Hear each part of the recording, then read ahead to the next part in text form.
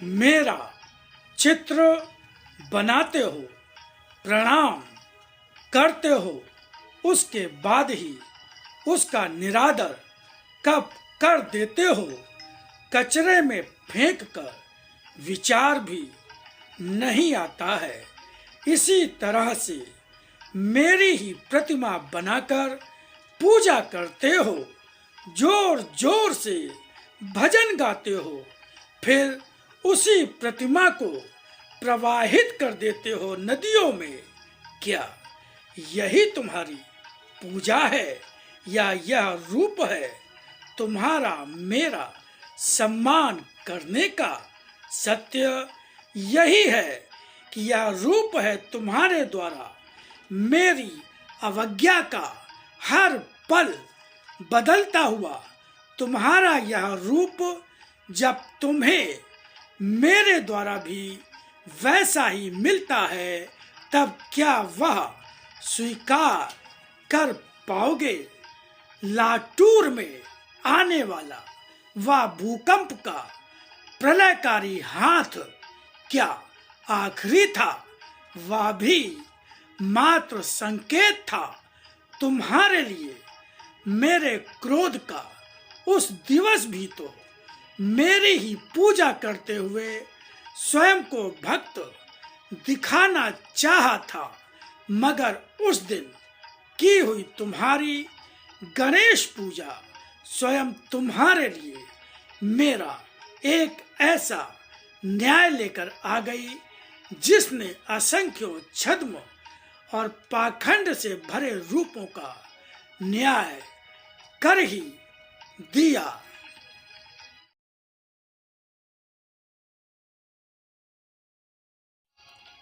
वे मांगते भी सांसारिक रूप में ही है और मैं देता भी उन्हें उसी सांसारिक रूप में ही हूँ, और फिर भी देते हुए उसे उसके बचाव का कोई भी अंश नहीं देता। उसकी भक्त के द्वारा उसका स्वार्थी और लोभी रूप तो स्पष्ट हो ही जाता है, और उसका स्वार्थ और लोभ पूरा करने के लिए ही मैं उसे वह दे देता हूँ, मगर उसे देकर भी उसे वह बुद्धि और भावना नहीं देता जो उसके उस स्वार्थी और लोभी रूप को बदल सके। यह सत्य है कि मुझसे किसी ने कुछ भी पाया हो, मगर मुझे ही भूल जाने वाला मुझसे पाकर ही चला जाता है।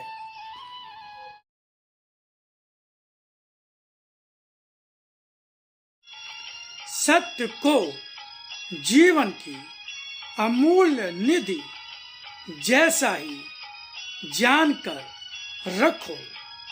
जीवन स्वयं ही अमूल्य बन जाएगा।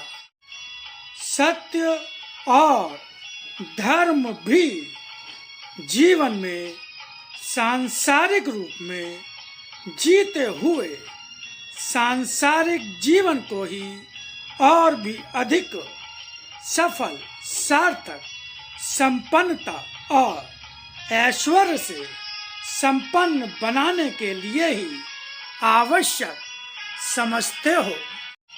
आज के मनुष्य का जीवन बस ऐसा ही है जो स्वयं ही नहीं जानता कि वह चाहता क्या है, और जो चाहता है और जो करता है उसमें वही सब कुछ पाने के लिए क्या वह स्वतंत्र है और निश्चित रूप से पा भी सकेगा, जिसकी बागडोर उसके हाथ में नहीं, मेरे अपने हाथों में है।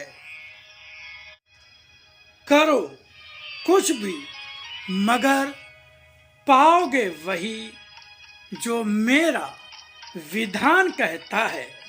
करो कुछ भी, मगर वह कर पाना सफलता भी बनेगा या नहीं, पाने की चेष्टा कुछ भी करो, पाओगे वही जो मेरा निश्चय होगा। और वह हरगिज यह आवश्यक नहीं कि तुम्हारा अपना सौभाग्य हो। अगर दंड होगा तो सौभाग्य तो नहीं ही होगा, और अगर जीवन के जीने का रूप तुम्हारी अपनी इच्छा अनुसार तुम्हारी स्वार्थ पूर्ति के लिए होगा, जिसमें धर्म यदि नहीं होगा तो पाओगे दुर्भाग्य ही।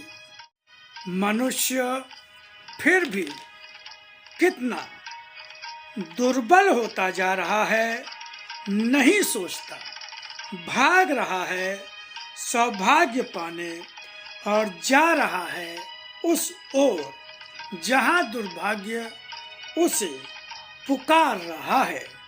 कितनी मोहक आवाज है दुर्भाग्य की।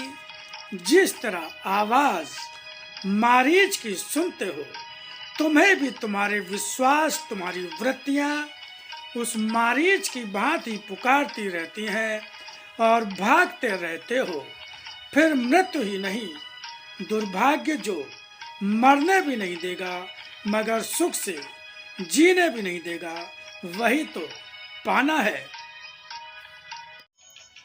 तुम्हारे अपने प्रयत्न, तुम्हारे अपने वर्तमान और भविष्य की सुरक्षा के भले ही हों, मगर समय क्या है वह मुझसे अधिक क्या कभी जान पाओगे, क्योंकि भविष्य तुम रचने की चेष्टा कर रहे हो और मैं तुम्हारा भविष्य रच चुका हूँ।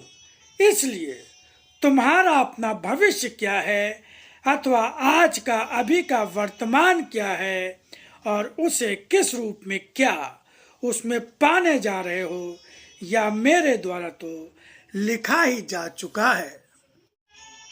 तुम्हें आज करना क्या है यह तुमने अभी इस क्षण में चाहे सोचा भी न हो, मगर जो सोचोगे और करोगे वह सभी कुछ मेरे द्वारा तो निर्धारित हो ही चुका है।